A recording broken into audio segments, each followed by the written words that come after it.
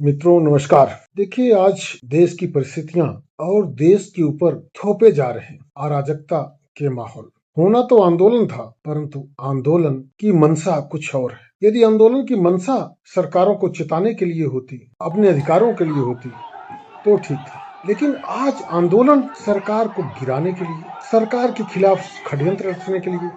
और वास्तव में क्या षड्यंत्र सरकार के खिलाफ रचा जा रहा है? आप जब किसी स्थायी सरकार के खिलाफ षड्यंत्र रचते हैं तो निश्चित रूप से अपने देश के साथ षड्यंत्र रचते हैं।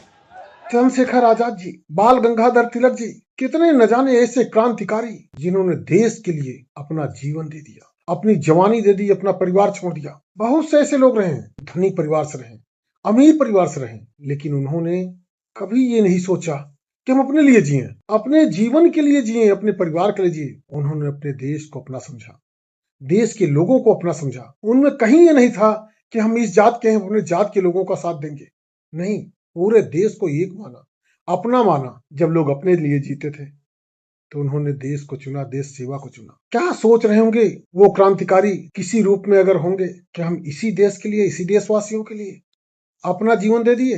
आज ये षड्यंत्र रचे हैं। मेरे अपने देश के लोगों, आप लोग आंदोलन की धारा में बहकर देश के खिलाफ साजिश मत रचिए। ऐसे बच्चे, मैं उनको बच्चा नहीं कहूंगा, षड्यंत्रकारी कहूंगा, कि जो उन बच्चों के बीच में जाकर, जिनको नीट का मतलब नहीं मालूम, जो नौकरी में है, पैसे में है। मैंने भी कई लोगों से ऐसे बात की, ऐसे हैं वो कार्य कुछ कर रहे हैं, लेकिन वो बात, उनकी मंशा क्या है? मंशा सिर्फ सरकार विरोधी है, देश विरोधी है। वो बात कर रहे हैं आंदोलन के बहाने सरकार को गिराने की, सनातन के खिलाफ साजिश रच रहे हो, ब्राह्मणवाद मुर्दाबाद कह रहे हो। क्या है ये? आप बात कर रहे हो कश्मीर में 370 बहाल हो। एक लड़की है जो कहती है कि हमारे देश के प्रधानमंत्री जब एक मुस्लिम थे तब देश अच्छा था।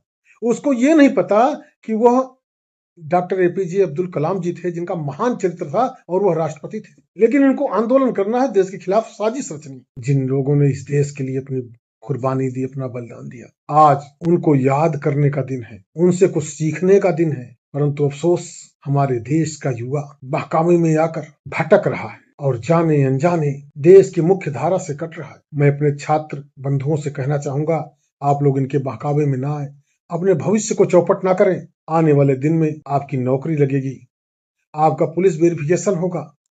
यदि आप किसी अपराध में लिप्त पाए गए तो नियुक्ति के बाद भी आपकी नियुक्ति रद्द हो जाएगी। यह कानून है, इसमें किसी का बस नहीं चलेगा। कई बार परीक्षाएं लीक हो रही हैं। देखिए, दोनों पहलू हैं इसके। अगर परीक्षा लीक हो रही है, क्या उस लीक परीक्षा को बहाल कर दिया जाए? सरकार की मंशा कहीं खराब नहीं है, सरकार की मंशा ठीक है कि अगर परीक्षा लीक हो रही है तो परीक्षा दोबारा होगी, लेकिन ऐसे छात्रों का चयन नहीं होगा जिन्होंने गलत तरीके अपनाकर प्रवेश पाने का मौका पाना चाहते हैं। आप सोचिए, जो बच्चे नकल करके जो लीक हुए पेपर को देकर जाएंगे वो क्या करेंगे? कुछ और चीजें भी हैं जो मैं कहूंगा तो बुरा लगेगा। प्रतिभा के साथ समझौता नहीं होना चाहिए। आज सरकार को कुछ कड़े कदम उठाने पड़ेंगे, नहीं तो जो हमारे प्रतिभावान छात्र हैं उनका भविष्य खराब है। ये प्रतिभावान छात्र जो 90%, 95% पाके वो दूर हो जाता है, और वहीं दूसरा बच्चा, उसकी भी जरूरत है। मैं नहीं कहता सबको रोजगार मिलना चाहिए, सबको अच्छा जीने का अधिकार मिलना चाहिए, लेकिन प्रतिभा के साथ खिलवाड़ नहीं होना चाहिए। उसका दोष क्या है? वो किसी दूसरी जात में जन्म ले लिया है, वो 95% पाकर ऊपर नहीं है, और वही दूसरा बच्चा जो 40% पाता है, 30% पाता है, आप उसका चयन करते हैं। आप उसका भी चयन करिए, लेकिन उसके हक को मत मारिए, उसकी प्रतिभा का हनन मत कीजिए, उसको हताश मत कीजिए। नहीं, आने वाले दिनों में यह भी आंदोलन का रूप लेगा। ऐसे आंदोलन चलते जाएंगे, लेकिन जो चुपचाप सहन कर रहे हैं वो आपके साथ हैं। अपने ऊपर होने वाले अत्याचार को सहन कर लिया उन्होंने, क्योंकि उनको अपने देश से प्रेम है, अपने सनातन से प्रेम है। एक अच्छी सरकार को वो चाहते हैं कि हमारे देश में एक अच्छी सरकार चले, ऐसी सरकार चले जो देश का विकास करे, खुशहाली आए। इसी उम्मीद में वह विषम जीवन जीने को भी मजबूर हैं। लेकिन उनके साथ भी अन्याय कब तक होगा?